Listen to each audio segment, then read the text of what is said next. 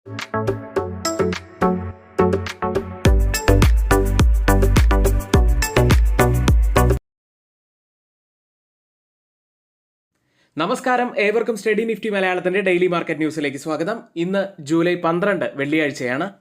Global മാർക്കറ്റുകളിൽ നേരിട്ട് US മാർക്കറ്റുകളിലേക്ക് വന്നാൽ S&P 500ഉം നാസ്ഡാക്കും കനത്ത ഇടിവിലാണ് ഇന്നലെ ക്ലോസ് ചെയ്തത്. നാസ്ഡാക്ക് ഇന്നലെ 1.95% ഇടിഞ്ഞത്. ഇന്നലെ US നേട്ടമുണ്ടാക്കിയത് സ്മോൾ ക്യാപ് സെഗ്മെന്റ് ആയിരുന്നു. റസൽ 2000 ഇന്നലെ 3.5% മുകളിലാണ് ഉയർന്നത്. ഇപ്പോൾ ട്രേഡിംഗ് നടക്കുന്ന US യൂറോപ്യൻ മാർക്കറ്റിന്റെ ഫ്യൂച്ചേഴ്സ് പോസിറ്റീവിൽ തന്നെയാണ്. എന്നാൽ ഇപ്പോൾ ഓപ്പൺ ചെയ്തിരിക്കുന്ന നിക്കി, തായ്വാൻ, കോസ്പി മാർക്കറ്റുകൾ കനത്ത ഇടിവിലാണ്. ഏഷ്യൻ മാർക്കറ്റുകളിൽ നിന്നും വ്യത്യസ്തമായാണ് ഗിഫ്റ്റ് നിഫ്റ്റി ഇപ്പോൾ ട്രേഡ് ചെയ്യുന്നത്. ഗിഫ്റ്റ് നിഫ്റ്റി സൂചിപ്പിക്കുന്നത് നിഫ്റ്റിയിൽ ഇന്ന് ഒരു 80 മുതൽ 85 പോയിന്റ്സിന്റെ ഒരു ഗ്യാപ്പ് അപ്പ് ഓപ്പണിങ്ങിന് സാധ്യതയുണ്ട് എന്നാണ്. ഇന്ത്യൻ മാർക്കറ്റിലേക്ക് വന്നാൽ ഇന്ന് ഏറ്റവും പ്രധാനപ്പെട്ട ഒരു ഡാറ്റ വരുന്നത് ഇന്ത്യയുടെ ഇൻഫ്ലേഷൻ ഡാറ്റയാണ്. വൈകുന്നേരം നമ്മുടെ മാർക്കറ്റ് അവറിന് ശേഷമാണ് ഈ ഡാറ്റ പുറത്തു വരിക. മറ്റൊരു പ്രധാനപ്പെട്ട വാർത്ത കൂടി ഇന്നലെ വരുന്നത് RBI ഗവർണർ ശക്തികാന്ത ദാസ് ഈ സമീപകാലത്ത് ഒരു റേറ്റ് കട്ട് ഉണ്ടായിരിക്കില്ല എന്ന് പറയുകയുണ്ടായി. ഒത്തിരിയേറെ വാർത്തകൾ നമുക്ക് നോക്കാനുണ്ട്. ചാനൽ ആരെങ്കിലും സബ്സ്ക്രൈബ് ചെയ്യാൻ വിട്ടുപോയിട്ടുണ്ടെങ്കിൽ ചാനൽ ദയവ് ചെയ്തൊന്ന് സബ്സ്ക്രൈബ് ചെയ്യുക. മാത്രമല്ല വീഡിയോ ലൈക്ക് ചെയ്യാൻ വിട്ടുപോകരുത്, ലൈക്കും ചെയ്യുക. ഇന്ന് നമ്മൾ ശ്രദ്ധിക്കേണ്ട ഏറ്റവും ഫോക്കസിലുള്ള വാർത്തകളാണ് നമ്മൾ ആദ്യം പറയുക. അത്തരത്തിൽ ആദ്യത്തെ വാർത്തയിലേക്ക്. US ഒരു റേറ്റ് കട്ടിനുള്ള സാധ്യത ഇപ്പോൾ സെപ്റ്റംബറിലാണ്. അപ്പോൾ ഇന്ത്യയിൽ എന്നായിരിക്കും ഒരു റേറ്റ് കട്ട് ഉണ്ടായിരിക്കുക എന്ന് നമ്മൾ എപ്പോഴും ആലോചിക്കാറുണ്ടാവുമല്ലോ. എന്നാൽ ഇന്നലെ RBI ഗവർണർ ശ്രീ ശക്തികാന്ത ദാസ് തന്നെ അതിനെക്കുറിച്ച് പറയുകയുണ്ടായി. അദ്ദേഹം പറഞ്ഞത് ഇപ്രകാരമാണ്: അനിശ്ചിതമായ സാമ്പത്തിക അന്തരീക്ഷവും പണപ്പെരുപ്പം 5% ആയതും കാരണം പലിശ നിരക്ക് കുറയ്ക്കുന്നതിനെ കുറിച്ച് ചർച്ച ചെയ്യാൻ ഇപ്പോൾ സമയമായിട്ടില്ല എന്ന് RBI ഗവർണർ ശക്തികാന്ത ദാസ് പറഞ്ഞു. കൃത്യമായി തന്നെ പണപ്പെരുപ്പം കുറയുന്ന സൂചനകൾ ലഭിച്ചാൽ മാത്രമേ ഒരു റേറ്റ് കട്ടിലേക്ക് പോവുകയുള്ളൂ എന്ന് അദ്ദേഹം ക്ലിയറായി തന്നെ പറയുകയുണ്ടായി. അടുത്തതായി ഇന്നലെ പുറത്തു വന്ന മറ്റൊരു വാർത്തയിലേക്ക് വരാം. ഭവന വിൽപ്പനയിൽ ഒരു ഇടിവ് സംഭവിച്ചിരിക്കുന്നു. മുൻപാദത്തിനെ അപേക്ഷിച്ച് 2024 ഏപ്രിൽ മുതൽ ജൂൺ വരെയുള്ള മാസങ്ങളിൽ ഇന്ത്യയിലെ മികച്ച 8 നഗരങ്ങളിലെ ഭവന വിൽപ്പനയിൽ 6% ഇടിവ് രേഖപ്പെടുത്തി. ഇടിവിന് കാരണമായി ഈ റിപ്പോർട്ടിൽ പറയുന്നത് ലോക്സഭാ തെരഞ്ഞെടുപ്പ് നടക്കുന്നതിനാൽ നിക്ഷേപകരും ബിൽഡേഴ്സും ജാഗ്രത പാലിച്ചു എന്നാണ്. കഴിഞ്ഞ ക്വാർട്ടർ ടു ക്വാർട്ടർ കമ്പയർ ചെയ്യുമ്പോഴാണ് ഒരു ഇടിവ് സംഭവിച്ചിരിക്കുന്നത്. ഇയർ ഓൺ ഇയറിൽ 42% വർധനവാണ് വന്നിരിക്കുന്നത്. ഇയർ ഓൺ ഇയറിൽ ഈ ഡാറ്റയിൽ നല്ല പോസിറ്റിവിറ്റി തന്നെയാണ് കാണുന്നത്. മറ്റൊരു വാർത്ത ബഡ്ജറ്റുമായി ബന്ധപ്പെട്ടതാണ്. ഹെവി ഇൻഡസ്ട്രിയൽ മെഷീനറി കമ്പനികൾ വരാനിരിക്കുന്ന യൂണിയൻ ബഡ്ജറ്റിൽ ഗവൺമെന്റിന്റെ മൂലധന ചെലവ് പദ്ധതികൾ സൂക്ഷ്മമായി തന്നെ നിരീക്ഷിക്കും. റെയിൽവേ, ഊർജ്ജ മേഖലയ്ക്ക് ഉയർന്ന വിഹിതമാണ് പ്രതീക്ഷിക്കുന്നത്. ഏതായാലും നിലവിലുള്ള ഉപകരണങ്ങൾ നവീകരിക്കുന്നതിന്റെ ആവശ്യകതയും സമീപകാല സുരക്ഷാ ആശങ്കകളും കാരണം റെയിൽവേ ബഡ്ജറ്റിന്റെ നേരിയ വർധനവ് ഇത്തവണ പ്രതീക്ഷിക്കുന്നു. ഇനി നമുക്ക് ഇന്നലെ പുറത്തു വന്ന TCSന്റെ റിസൾട്ടിലേക്ക് വരാം. നെറ്റ് പ്രോഫിറ്റിൽ ഇയർ ഓൺ ഇയറിൽ പ്രോഫിറ്റിൽ 8.7% വർധനവ് രേഖപ്പെടുത്തിയിട്ടുണ്ട്. 12,040 കോടി രൂപയിലാണ് നെറ്റ് പ്രോഫിറ്റ് ഇപ്പോൾ ഉള്ളത്. റവന്യൂവിൽ 5.4% വർധനവാണ് രേഖപ്പെടുത്തിയിരിക്കുന്നത്. എബിറ്റയിൽ 12.3% വർധനവ് ഇയർ ഓൺ ഇയറിൽ വന്നിരിക്കുന്നു. മറ്റൊരു റിസൾട്ട് വന്ന കമ്പനി JTPL ഹാത്വേ ആയിരുന്നു. നെറ്റ് പ്രോഫിറ്റിൽ 57.4% ഇടിവാണ് ഇയർ ഓൺ ഇയറിൽ വന്നിരിക്കുന്നത്. ഒരു മോശം റിസൾട്ട് തന്നെയാണ്. ഇപ്പോൾ പ്രോഫിറ്റ് ഉള്ളത് 14.99 കോടി രൂപയിലാണ്. റവന്യൂവിൽ 8.9% വർധനവാണ് വന്നിരിക്കുന്നത്. 843.4 കോടി രൂപയിലാണ് റവന്യൂ ഉള്ളത്. മറ്റൊരു റിസൾട്ട് വന്ന കമ്പനി ആനന്ദ് രതി വെൽത്ത് ആയിരുന്നു. നെറ്റ് പ്രോഫിറ്റിൽ 38% വർധനവാണ് വന്നിരിക്കുന്നത്. നെറ്റ് പ്രോഫിറ്റായി രേഖപ്പെടുത്തിയിരിക്കുന്നത് 73.4 കോടി രൂപയാണ്. റവന്യൂവിൽ 35.8% വർധനവും വന്നിരിക്കുന്നു. 237.6 കോടി രൂപയിലാണ് റവന്യൂ ഉള്ളത്. ഇന്ന് റിസൾട്ട് വരുന്ന പ്രധാനപ്പെട്ട കമ്പനികൾ HCL tech, IREDA, oriental hotels തുടങ്ങിയ കമ്പനികളാണ്. അടുത്തത് അദാനി വിൽമറുമായി ബന്ധപ്പെട്ടതാണ്. ഓംകാർ കെമിക്കൽ ഇൻഡസ്ട്രീസിൽ 67% ഓഹരികൾ സ്വന്തമാക്കാൻ അദാനി വിൽമർ ഒരുങ്ങുന്നു.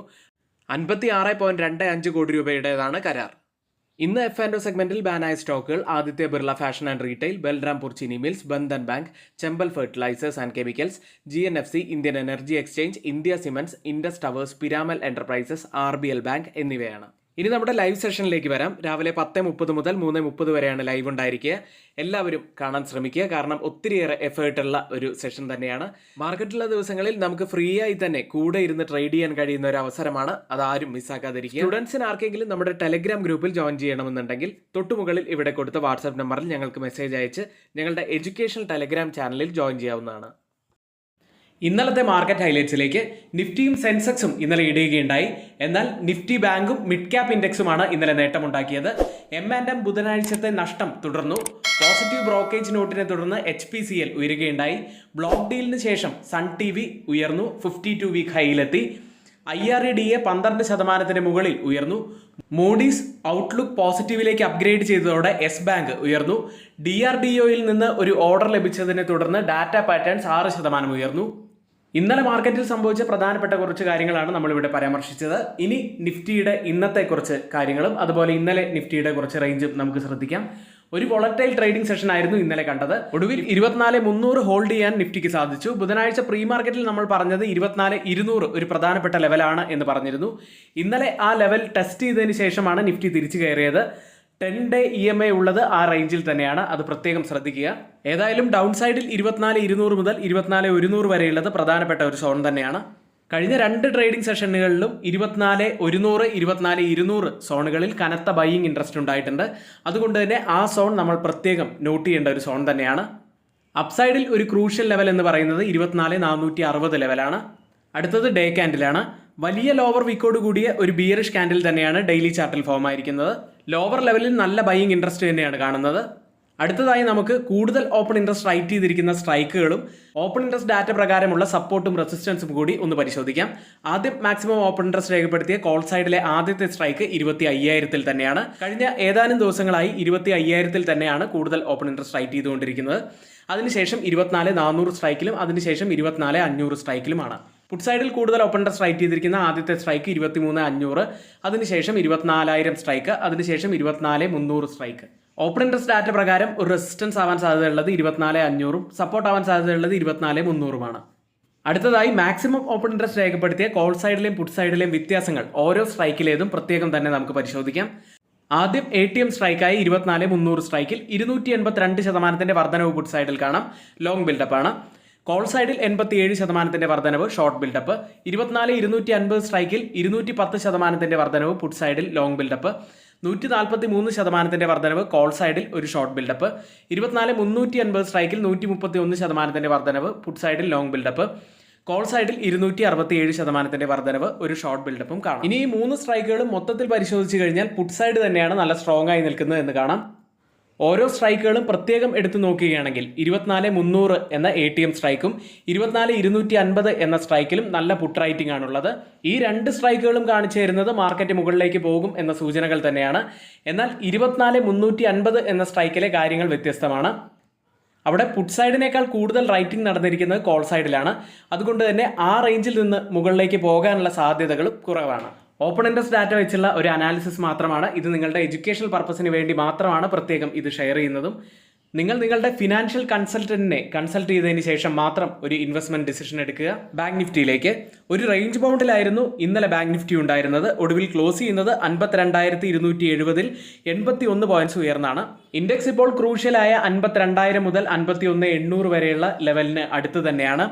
ഇന്നലെ ഈ ലെവൽ ഒന്ന് ടെസ്റ്റ് ചെയ്യുകയും ചെയ്തിരുന്നു. ഇന്നലെ bank Nifty 20-day EMA touch ചെയ്തതിന് ശേഷമാണ് തിരിച്ചു കയറിയത്.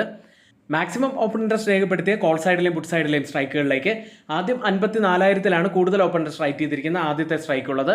അതിനുശേഷം 52,500 സ്ട്രൈക്കിലും അതിനുശേഷം 53,000 സ്ട്രൈക്കുമാണ്. പുട്ട് സൈഡിൽ കൂടുതൽ ഓപ്പൺ ഇൻട്രസ്റ്റ് റൈറ്റ് ചെയ്തിരിക്കുന്ന ആദ്യത്തെ സ്ട്രൈക്ക് 52,000, അതിനുശേഷം 51,000, അതിനുശേഷം 51,500.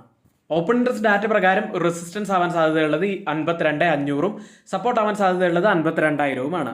ഇന്ത്യ വിക്സിലേക്ക് തുടർച്ചയായ 3 ദിവസത്തെ പോസിറ്റിവിറ്റിക്ക് ശേഷം ഇന്നലെ ഇന്ത്യ വിക്സ് ഇടിഞ്ഞു. 14 എന്ന റേഞ്ചിൽ 3.03% ഇടിവിലാണ് ഇന്നലെ ഇന്ത്യ വിക്സ് ക്ലോസ് ചെയ്യുന്നത്. ഗ്ലോബൽ മാർക്കറ്റ് സെഗ്മെന്റിൽ ആദ്യം FIDA ആക്ടിവിറ്റിയാണ്. FIS 1,137 കോടി രൂപയ്ക്കാണ് ഇന്നലെ സെല്ല് ചെയ്ത്. DIS ആവട്ടെ 1,676 കോടി രൂപയ്ക്ക് ബൈ ചെയ്തു. തുടർച്ചയായ 6 ദിവസവും ബൈയിങ് മോഡിലായിരുന്ന FIS ഇന്നലെയാണ് ഒരു സെല്ലിങ്ങിലേക്ക് പോയത്. FIS വലിയ സെല്ലിങ്ങിലേക്ക് പോയി കഴിഞ്ഞാൽ മാർക്കറ്റ് ഒരു ഇടിവിലേക്ക് പോകാനുള്ള സാധ്യതയുമുണ്ട്. US മാർക്കറ്റിലേക്ക് തുടക്കത്തിൽ US മാർക്കറ്റുകൾ നേട്ടത്തിൽ ആരംഭിച്ചെങ്കിലും ഒരു ഷോർപ്പ് ഫോൾ തന്നെയാണ് പിന്നീട് S&P 500-ലും നാസ്ഡാക്കിലും കണ്ടത്. എൻവിദിയ, ആപ്പിൾ, ടെസ്ല എന്നീ കമ്പനികൾ നഷ്ടം രേഖപ്പെടുത്തി. S&P 500 0.88% ഇടിഞ്ഞത്. നാസ്ഡാക്ക് 1.95% ഇടിഞ്ഞു.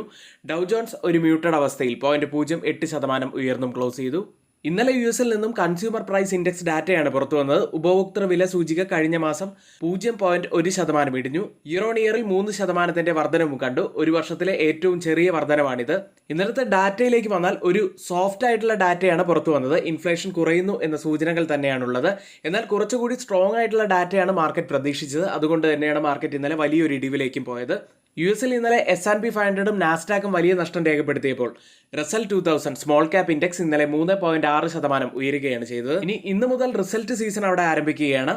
JP Morgan chase, Wells Fargo, city group എന്നിവയുടെ റിസൾട്ടാണ് ഇന്ന് വരുന്നത്.